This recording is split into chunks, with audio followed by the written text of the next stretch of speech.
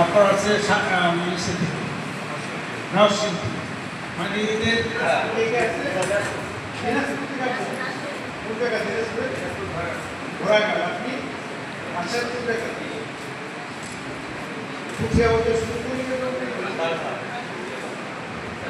আসছেন আপনাদের জালঘাটে, তাদের সবাইকে আমরা এই জালঘাটিতে স্বাগত জানাই। বিসমিল্লাহির রহমানির রহিম। আমরা অনুষ্ঠানের মূল পর্বে চলে যাচ্ছি। আপনারা জানেন বাংলাদেশি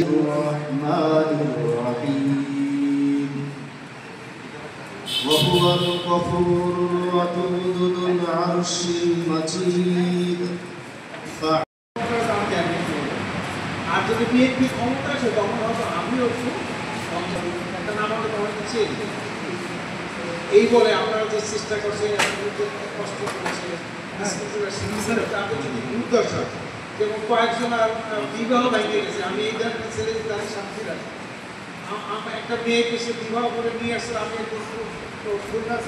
গেছিলাম আমার ওয়াইফ সহ বেড়াতে, সেইখানে সেই মেয়ে হাজির, সেই মেয়েটা সে বিয়ে করলো, তার জন্য আমি একটা ছেলে ডিএস হিসাবে ওখানে চাকরি করছি। আমার জাহাজ সেক্রেটারি যখন হইলাম তখন আমাকে অন্যত্র বদলি করতে চাইছিল, আমি চাই না।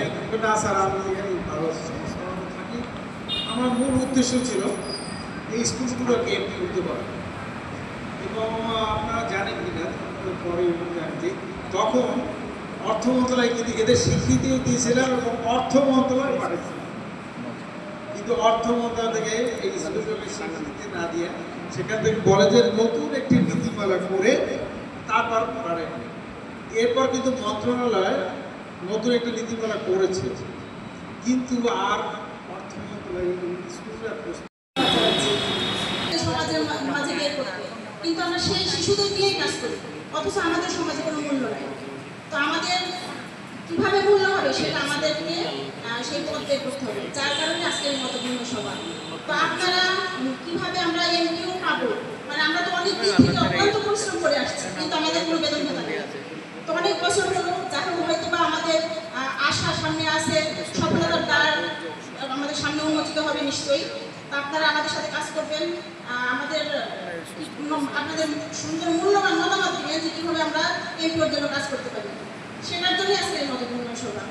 তো আপনারা আপনাদের মূল্যবান মতামত দিলে আমরা খুশি হবো, কারণ আমরা এখানে আসছি আপনাদের মতামত নেওয়ার জন্য। এই যে আমি একজন নারী হয়ে এত দূর থেকে আসছি, অনেক জায়গাতে গেছি, কিন্তু আমি আশা করি আপনারাও পারবেন। আমি একটা মেয়ে হয়ে যদি পারি যে এই প্রতিষ্ঠানে কীভাবে সামনে এমপিওর জন্য কাজ করতে হবে, এটার জন্য পুরো বাংলাদেশে ঘুরছি, কাজ করতে পারি। আমি আশা করি আপনারাও সবাই পারবেন এবং কীভাবে আমরা আমাদের এমপিও ছিনিয়ে নিয়ে আসবো সেই মতামতটা আপনারা দেবেন। তো আমি আশা রাখি আপনারা ঠিকঠাক মতো প্রতিষ্ঠান পরিচালনা করেন। আজ পর্যন্ত আমাদের যে 50টি স্কুল স্বীকৃতিপ্রাপ্ত আছে এটা বুঝাইতে পারি না। এর অন্যতম কারণ হচ্ছে যারা স্বীকৃতি চাচ্ছে, আমার মনে হয় তারাই আমাদের ব্যাপারটা চাপাই রাখতেছে। তাদের কারণে আমাদেরটা সংখ্যা অনেক বেশি। এখন এই সর্বপ্রথম কাজ হচ্ছে যদি মন্ত্রণালয় আমরা ওনাদের বোঝাতে পারি যে আমাদের 50টা স্কুল স্বীকৃতিপ্রাপ্ত আছে, এরাই শুধু এমপিও পাবে এবং বাকি 17টি স্কুলরা আছে ওরা স্বীকৃতি পাবে। এই কথাটা যদি ভালো করে বুঝতে পারি তাহলে আমাদের সফলতার দ্বার ফিরে আসবে।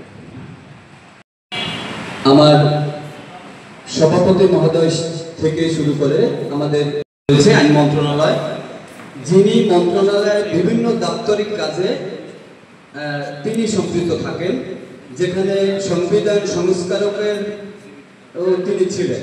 আমার জাস্ট পাশের বাড়িতেই তার অবস্থান।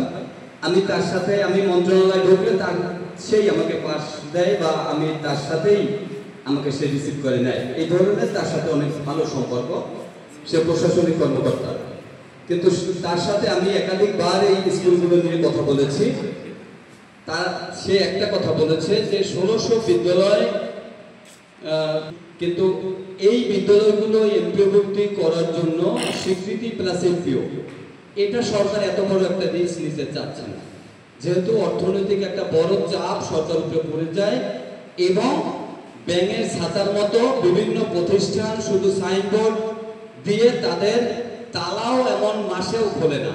এ ধরনের প্রতিষ্ঠান তারা তদন্ত করে দেখেছে যে ওখানে তারা এই স্কুলগুলোকে যদি পাঠদানের অনুমতিও দেয়, স্বীকৃতিও দেয়, তাহলে তারা এমপিওর জন্য আবেদন করবে।